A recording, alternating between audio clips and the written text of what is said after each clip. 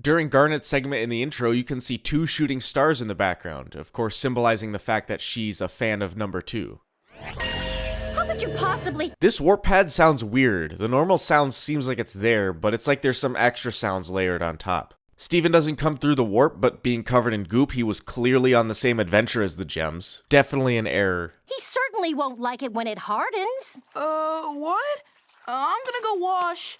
I hate to keep bringing up stuff I said almost 9 years ago, but you can't just say you're gonna go wash, walk to the fridge, and expect me to not complain about the weird, non-existent continuity. Eventually we'll get past where I left off on Crystal Sins, and everything I have to talk about will be new. Eventually. You're always putting us in danger with your little outbursts. Pearl goes off on Amethyst this whole scene, and it's almost impossible to be on Pearl's side. We didn't see whatever adventure they were just on, so it's impossible to know what actually happened. For once, that's not a Steven's point of view problem, we just missed the adventure. So since there's no context, it just sounds like Pearl is chewing her out for no good reason, like Amethyst is being attacked. It does a good job of making the audience choose her side. Amethyst, you are a crystal gem. You need to act like it.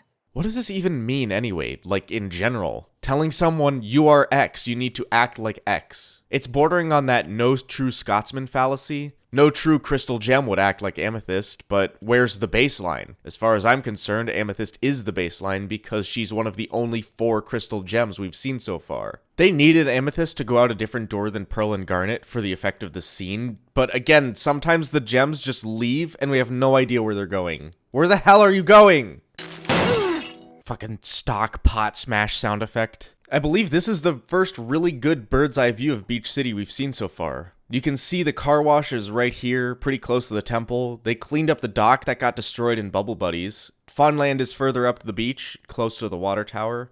There's the storage unit from Laser Light Cannon, and over here's the boardwalk. You can see the arcade in the back of the Fry Shop sign. But the big donut is hidden behind the hill, you can't see that one. Amethyst shapeshifts, but seemingly doesn't change under the cloak. I don't know, her pants stay the same. Where even is this, though? It wasn't in that overhead shot, but this is one continuous scene. It looks like they just teleported here between shots. You're about to see the Purple Puma is the single most hated wrestler in Beach City Underground's history. Thanks, Mr. Smiley, for explaining that for the viewers at home. I don't think the montage of Purple Puma winning and everyone booing would have been enough. I also said last episode that I hate Mr. Smiley, but that was a joke. I'm actually somewhere between not caring and liking him as a gag character. He's like one step away from being a background character, so there isn't much to have an opinion about. Ronaldo's in this episode, very briefly, and there's a post on Keep Beach City Weird that goes with that. Don't worry, guys, he's not gonna get hurt. What do you do? Oh, never mind. What are you doing here? Are you a secret wrestler?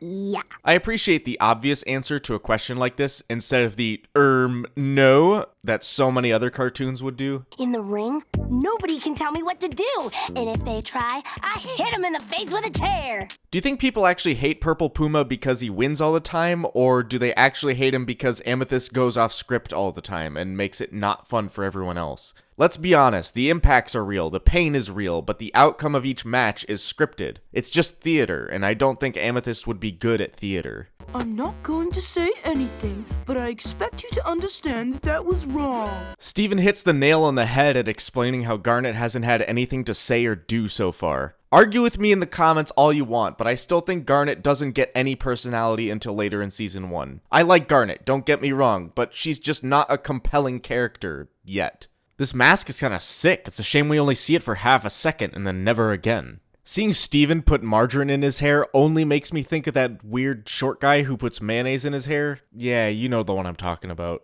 Are you ready? Presenting Tiger Millionaire! I really like that Amethyst seems genuinely excited and pleased with this. Again, it gives big sister vibes, and I'm all for it. What's your backstory? Pumas are cool. We'll workshop that later. Gotta side with Amethyst on this one. Pumas are pretty badass. Pumas don't need a backstory to fucking rip your throat out on a hiking trip. Give it up for Concrete Heat and Chunk Truck! Remember how I said I like looking at nameless background characters? Well, these guys actually get names and are part of the plot, but they only appear in 2 episodes. This episode actually has a lot of one-off characters. Mr. Smiley's really living up to his name in this shot. That little guy's gonna get creamed. From here, he kinda looks like Steven. Yeah, right. I like that the writers made Lars one of the rare people that think pro wrestling is real. How rare is that actually? Do people in the real world believe those WWE championships are like actual sports? Knowing the world we live in, I'm sure that's the case. Amethyst is like, stop, you're not Tintin. God, I know some of you out there are gonna point fingers at the glitter pattern on this case and cry, foreshadowing! Foreshadowing! Not everything is foreshadowing. This show has diamond imagery in almost every shot. If I sat here and analyzed every diamond in the background, these videos would be 20 hours long. Sometimes the curtains are just fucking blue, okay? Why? We can fill 1,000 potholes with Ronaldo? Whoa, full moon. The moon stays full in this episode, even though it takes place over the course of probably a few weeks. This montage has a lot of nameless, voiceless wrestlers. We never see them again after this, so I'd have to guess that Amethyst killed them in this episode. Except I think Steven killed this guy. Could it be? Tiger Millionaire has bought out our soda stand. Maybe he'll share with his thirsty fans. Oh! You can tell Steven got way into this character because normally he would have literally cried over spilt soda. Fuck, I would cry over this much spilt soda. You couldn't afford it! I can't help but feel bad for Lars here. Since the beginning of this show, he's only been built up to be a dick, but put Tiger Millionaire in front of him and Lars looks like a saint. Lars may be a dick, but Steven has become genuinely evil. I'm not gay, at least not professionally, but I can appreciate art of buff, handsome men when I see it. They feel kind of out of place though, but that's probably because this show has so many more female characters, and none of the male ones are this jacked. For a championship match, this is a pretty shitty turnout. I guess everyone already knew who would win and didn't bother showing up to watch. Even the guy who normally brings the folding chairs didn't come. It's the tag team belt. What the fuck am I looking at? Let's turn it this way. It looks like a Sasquatch with a pigeon head screaming into the sky. Maybe it's a gem monster? Can the Sasquatch be explained with gem magic? Probably. What was I talking about? What are we doing?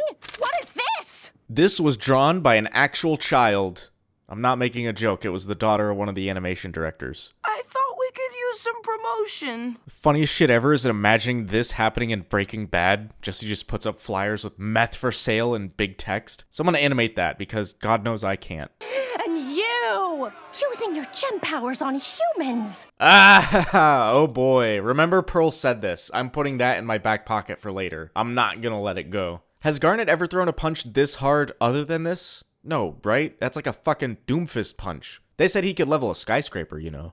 Somewhere with other people who felt misunderstood. That really sounds like Steven. Yeah, shush. Don't you know I'm the one doing the analyzing here? Can't we just have this?